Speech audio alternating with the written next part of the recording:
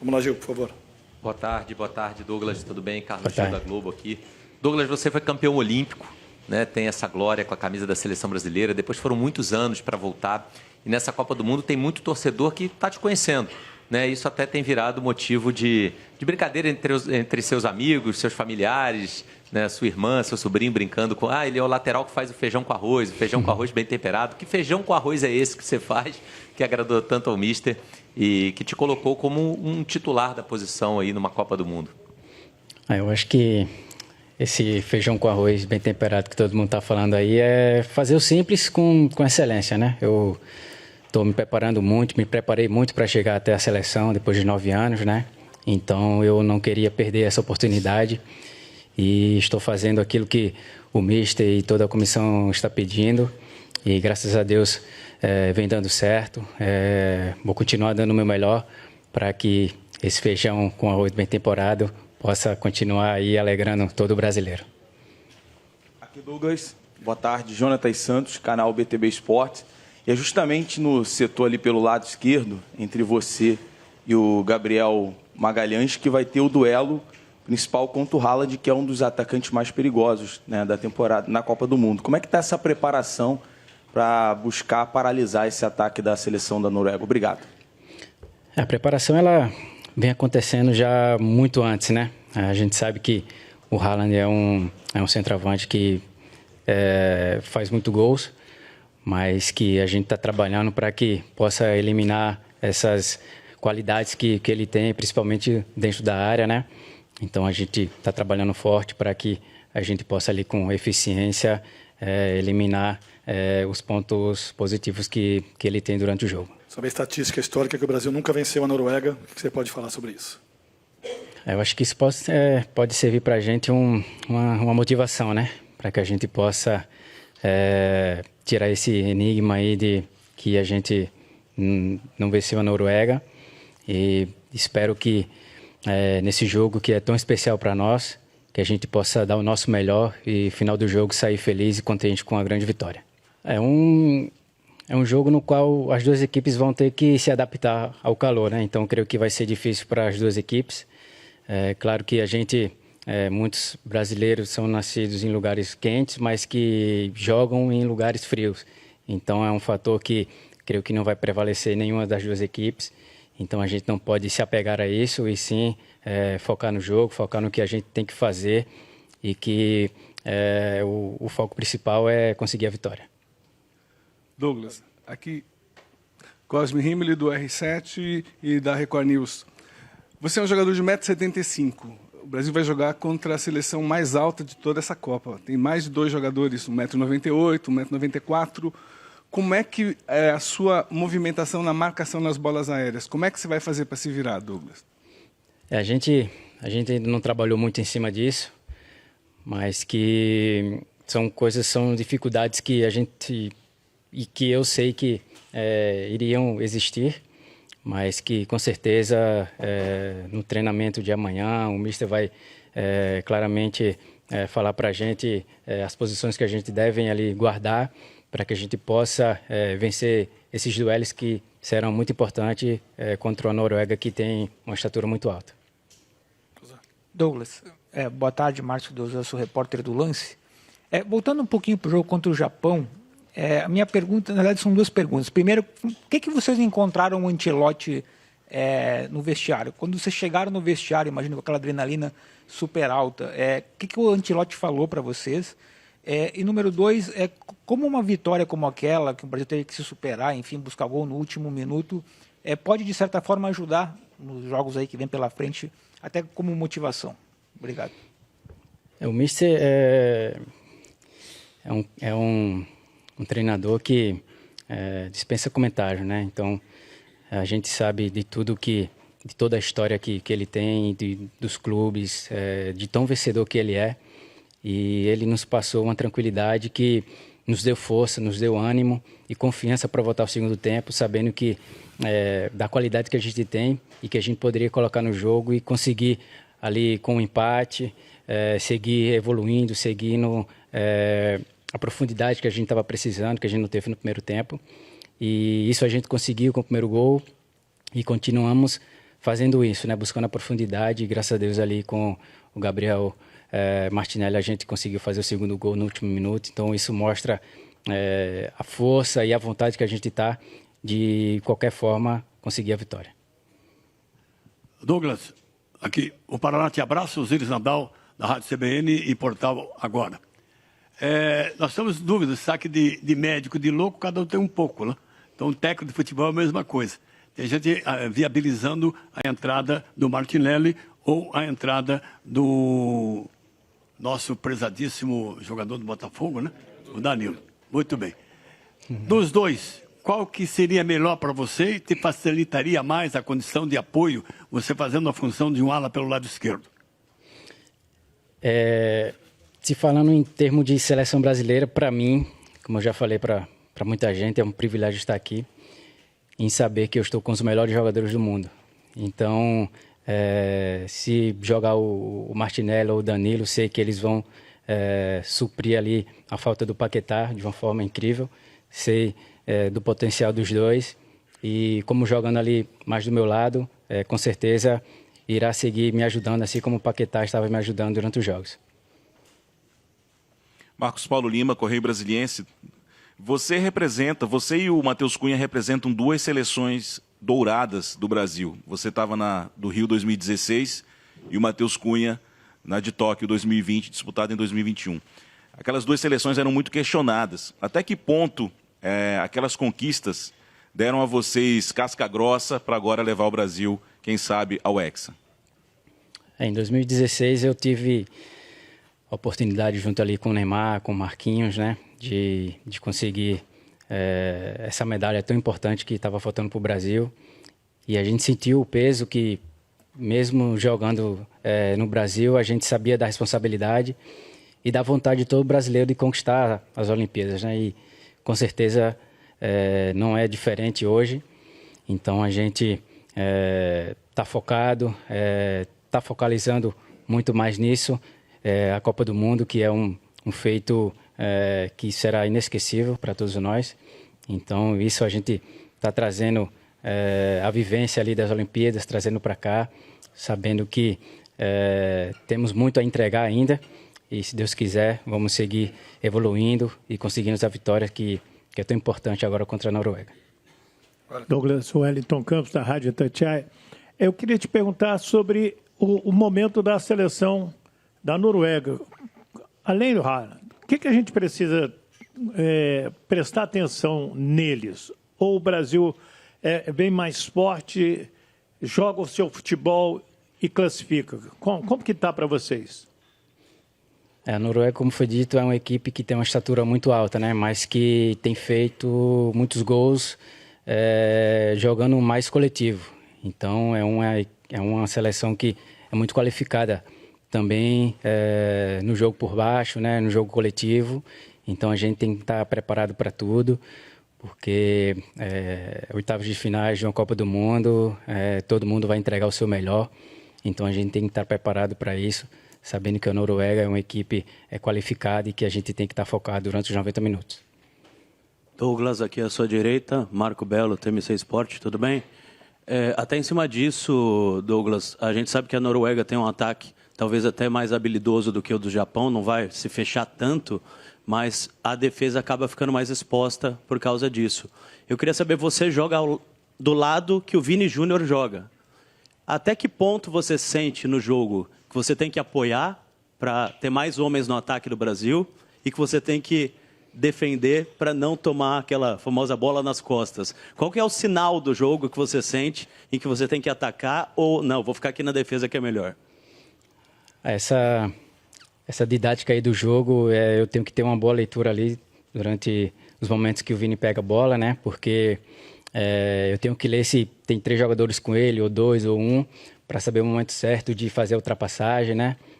Isso tem acontecido bastante já no terço final do jogo do campo, né? Então, eu tenho que ler muito para que, se um eventual Vini perca a bola, eu possa estar ali já vigilante, né, para recuperar essa segunda bola, para que a equipe adversária não possa ter uma transferência ali ofensiva muito rápida. Então, esse trabalho aí eu venho falando muito com o Francesco, com o Mister, para que eu possa estar sempre atento a essas situações, para que não venha gerar uma transição ofensiva da equipe adversária. Douglas Santos aqui, Delton Sá, Rádio Vale FM, JM, Badalo, Juazeiro do Norte, Ceará. Eu recebi muitas ligações hoje quando a gente anunciou que eram 2 paraibanos de João Pessoa nessa coletiva, e uma felicidade tamanha da região lá, e muitos amigos mandando abraço, falando, enfim. Mas, Douglas, 32 anos, um vácuo fora da seleção brasileira. Com 32 anos, com a sua experiência, com conquistas, ainda sonha acordado, projetando Copa, jogos, resultados, Douglas? Essa é uma boa pergunta, porque, como todos sabem, né, 9 anos longe da seleção, mesmo com 32 anos, com uma bagagem, com experiência, a gente está falando de seleção brasileira, né? Uma responsabilidade incrível, mas que eu estava esperando para ver essa responsabilidade. E, graças a Deus, eu vim me preparando forte, fisicamente, mentalmente, para esse momento. E, graças a Deus, estou podendo ajudar os meus companheiros ali nesses jogos que passaram. E espero, em mais esse jogo, ali, entregar o meu melhor para que, se Deus quiser, a gente venha mais uma vez passar dessa fase. Douglas, boa tarde. Aqui do lado direito, Eduardo Semblano, no canal Fui Clear. Douglas, com a saída do Wesley, teve uma mudança na saída do jogo do Brasil. Você hoje é o lateral mais avançado um pouquinho acima da linha. Queria que você falasse sobre isso e sobre intensidade, que é a palavra da moda. Eu queria que você falasse um pouquinho sobre isso em relação ao teu campeonato anual. Se você vê muita diferença, se está tendo diferença, se está vendo que é muito parecido. Eu queria que você falasse sobre isso também. Um abraço, boa sorte. No Zenit, eu também, às vezes, jogo nesse esquema um pouco mais alto. Às vezes, não no começo do jogo, mas durante o jogo, o treinador também lá me pede para que eu possa subir um pouco mais, dar mais amplitude no campo, para que a gente possa ter até um pouco mais de espaço jogando no meio, né? Então, quando o Mister me colocou ali, eu já estava acostumado, mas sempre seguindo as orientações dele, porque isso vai facilitar a minha movimentação e, sem dúvida nenhuma, também facilitar a nossa saída de bola e também a construção ali no terço final. Sim, a intensidade, claro que muda um pouco, né?